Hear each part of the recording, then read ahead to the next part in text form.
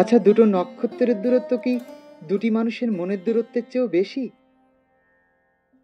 কিন্তু যখন তারা অন্ধকারাচ্ছন্ন আকাশে জ্বলজ্বল করে জ্বলে, মনে হয় তারা খুব কাছাকাছি, এক ঠায় দাঁড়িয়ে হেসে হেসে গল্প করছে আর একে অপরের গায়ে আলো ঢেলে দিচ্ছে।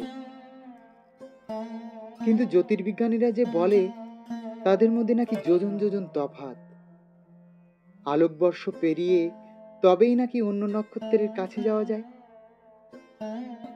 তবে আমি তাদের এত নিকটে দেখি কিভাবে? কেন মনে হয় নক্ষত্রগুলো আমার খুব কাছে?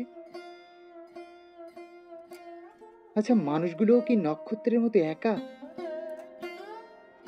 এক পৃথিবী জুড়ে তাদের বসবাস, কত সম্পর্ক তাদের মাঝে, কখনো রক্তের, কখনো বন্ধুত্বের, কখনো বা আত্মিক সম্পর্ক।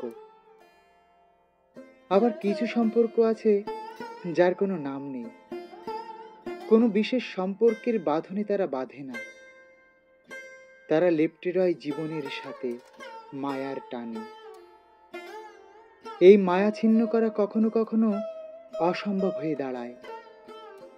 মানুষ একাকী অনুভব করে সেই মায়ার টান, যখন সেই মায়ায় জড়ানো অপর মানুষটি তাকে একা ফেলে রেখে যায়। তাকে বলতে না পারার কষ্ট তাকে করে করে খায়। সে একাকিত্বের মাঝে ডুবে যায়, সেখানেই সুখ খুঁজে নেওয়ার চেষ্টা করে। যারা পায় তারা জীবনযুদ্ধে জয়ী হয়, যারা ব্যর্থ হয় তারা জাস্ট হারিয়ে যায়, ওই নক্ষত্রের পতনের মতো।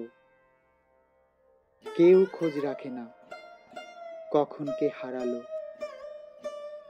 প্রত্যেকটা মানুষ নক্ষত্রের মতোই একা, যথেষ্ট পরিমণ্ডল থাকার পরেও সে আদতে একাই।